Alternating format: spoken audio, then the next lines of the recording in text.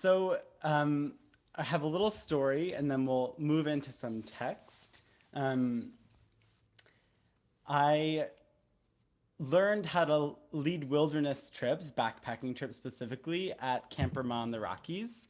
And my first trip that I ever led went horribly. Like almost everything that could go wrong went wrong. We didn't have the right map.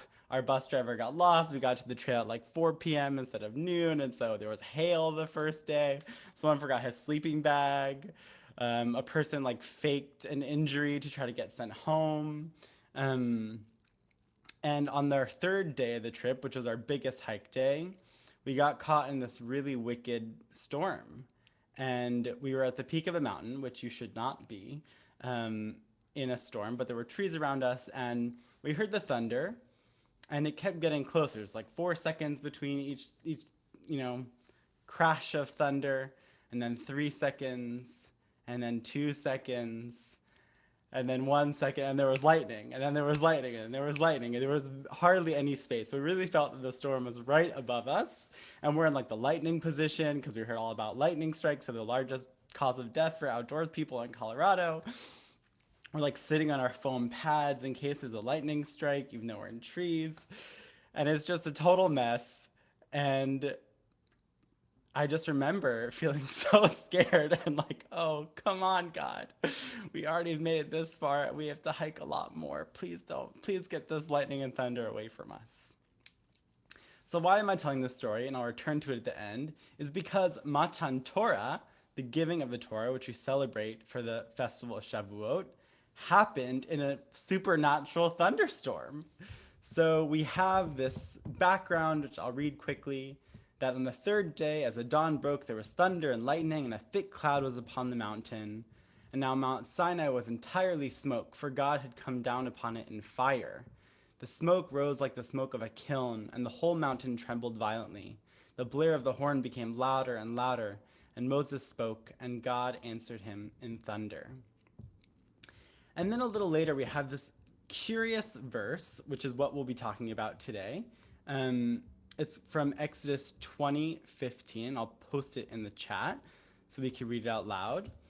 It says, "V'kol ha'am ro'im et hakolot, v'et halapidim, v'et kol hashofar, asher ahar, ashan, vayar ha'am, vayanu, vayamdu mirachok." So the curious thing you'll hear is all the people saw the sounds, the voice of the horn and the mountain smoking. And when the people saw it, they fell back and stood at a distance. So I'm curious if people notice anything strange in this verse. And you could write in the chat, or you could raise your hand.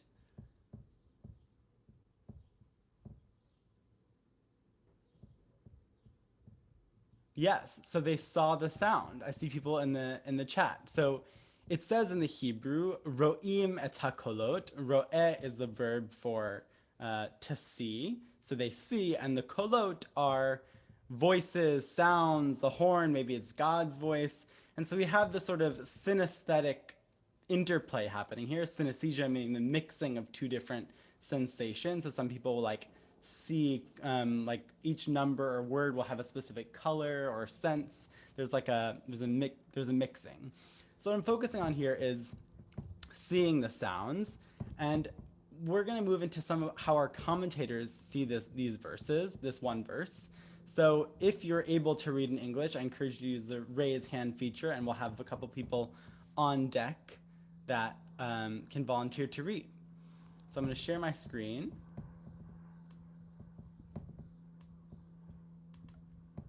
Ooh, here we go.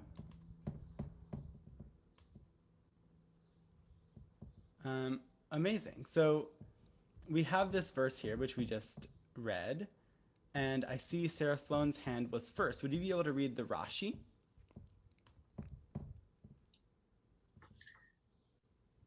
Ro'im et hakolot. They saw the sounds. They saw what should be heard, something which is impossible to see on any other occasions. The sounds which issued from the mouth of the Almighty. Thanks, Sarah.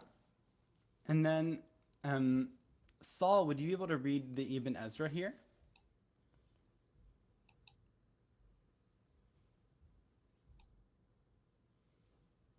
Oh, I'll help you unmute. Great. And all the people perceived the thunderings. I have previously explained the intent on seeing the sounds. All sensations join together and are processed at one point, and this is the meaning when they saw the sounds and the lightning. This drove a person to be afraid, and the voice of the horn was something never heard before, and the mountain itself was smoke. When they saw these wonders, they trembled. Thank you, Sarah, and thank you, Saul. And then, Jeremy Lawrence, would you be able to read this Sforno, which is our third? Roim el, the word roim as seeing is to be understood as the same word in Kohelet, libira, and my heart saw. Just as the heart cannot see, so people cannot see sounds. The meaning is that they understood the meaning of these sounds. They could not continue to endure the volume or nature of these sounds. They were afraid they would die. Thank you to all of our readers. So we have some midrash coming up, but I want to just pause with these three commentators and the verse and open it up to the group. I encourage you to write in the chat. What do you think is happening in the body and the perception of the Israelites who are standing at Mount Sinai? I know Michael Levine led us in sort of a embodied meditation on Sunday night to get us ready for the holiday. And people could raise their hand in their screen or write in the chat. Did one of these interpretations stick out to you as like the truth? Or which one? I see Joe Moses has his hand.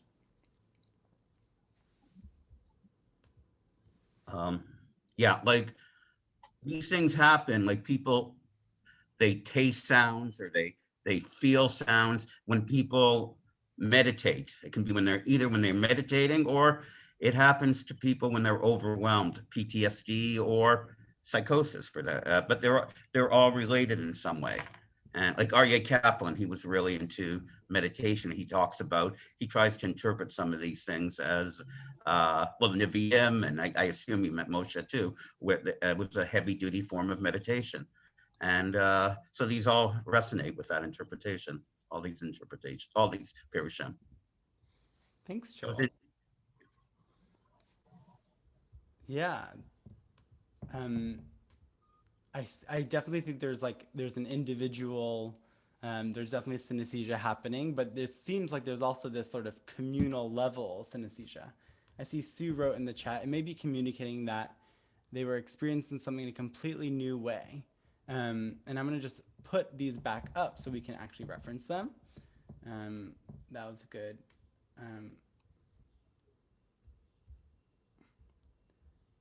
So these were the three. Rashi's saying that it was impossible to see them anywhere else. Ibn Ezra talked about processing them in one place, or Sforno was talking about sort of like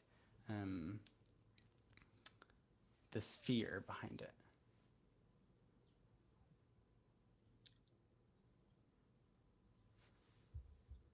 Professor Sigmund? Stephanie Sigmund? Oh, did you unmute? Sorry, yeah. I'm looking at the Ibn Ezra, and I'm wondering if at first when the sensations, I mean, this may not be what he meant, but when the sensations join together and are processed in one place and then they're afraid, I think it might mean that they knew at first they thought they were misunderstanding, and that's very frightening. Yeah, so that what they were misunderstanding the sounds or the... Like they knew they were not comprehending properly. I understand. In the interstices before it, and that's frightening. This was some kind of experience sensation that they did not know, and that's partly because there is a merging and a misunderstanding in that knowledge that they don't yet get it. Yeah, thank you. I'm just going to check in the chat quickly. Change the verb to perceive and it doesn't matter. So Rebecca Rosenbaum says, some people translate seeing the sounds as sort of witnessing the sounds. Some people think it's synesthesia, visible effects of sound. So there is definitely an interplay, like in my story in the beginning, between lightning and thunder. One is a visual, one is an auditory. And there could have been a misunderstanding or like a mass confusion. I'd love to look at one more, which is the Sfat Emet, who's a Kabbalistic commentator. Could I have a volunteer to read this in the English?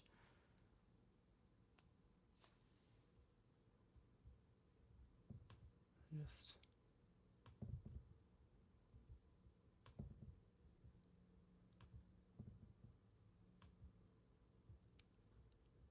Anyone able to read this one?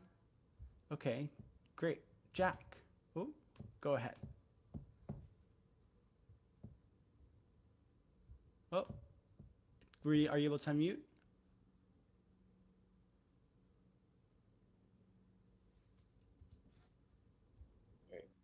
Great.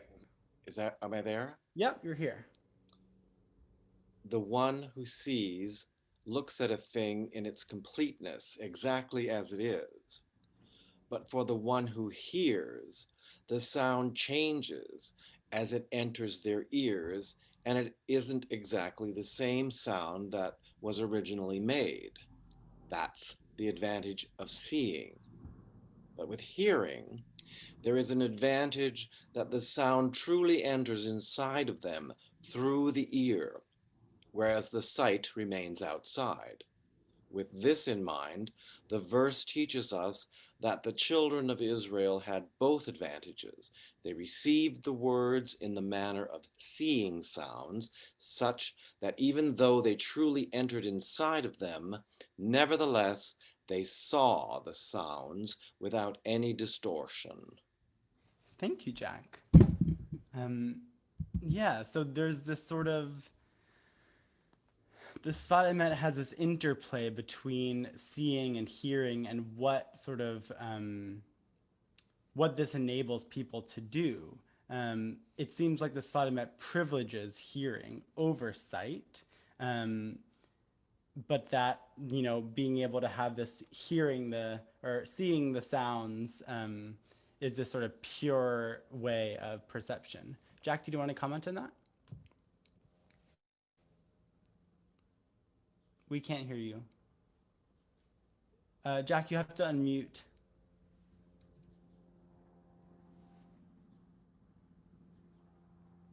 There? Go ahead. Yep. For me, it's the same experience when I hear music. I'm hearing the music, but I'm visualizing something that is inspiring me to whatever it could be. So if you're hearing, you see, and so you're seeing the sounds in your mind. That's, if that makes any sense. Mm-hmm.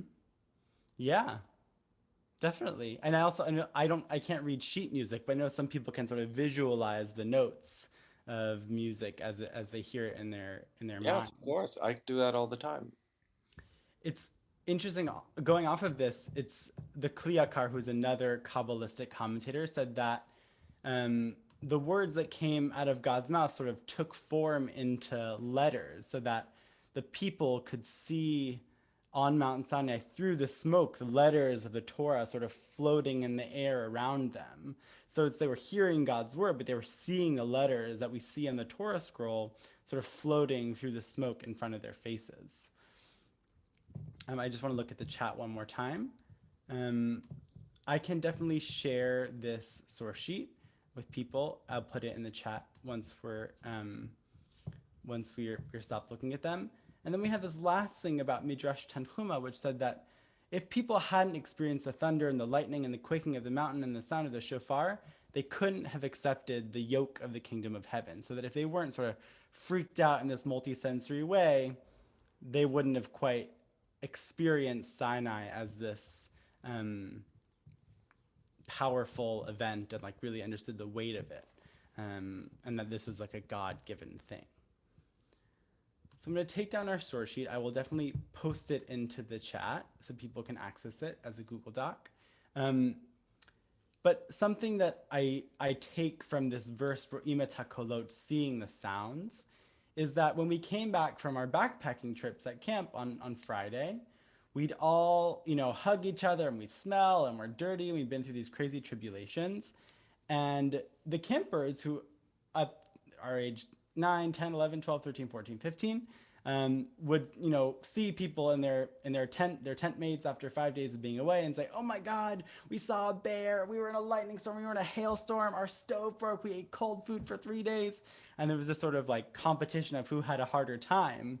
But what I saw happen when we were eating lunch after everything was done and people could really go into these moments is that there was actually a loss of language, both for the staff who were leading the trips and for the campers who were on them. So I explained the sort of lightning thunderstorm we had on the top of the mountain, but I think for intense sensory experiences, particularly spiritual experiences, we often exit them without language, and language can't actually contain the power that these experiences have. They blur our senses, they are really embodied, and giving them over in language after the fact is really hard. And maybe we actually can't. And I think there's something really sacred in imagining our bodies and our senses at Sinai, but knowing that we can't actually capture the full sensory experience. And I think the blurring of our Torah and the blurring of these senses and the language of seeing sound is a testament to the fact that our spiritual experiences can't be distilled and that there is also holiness in the blurring.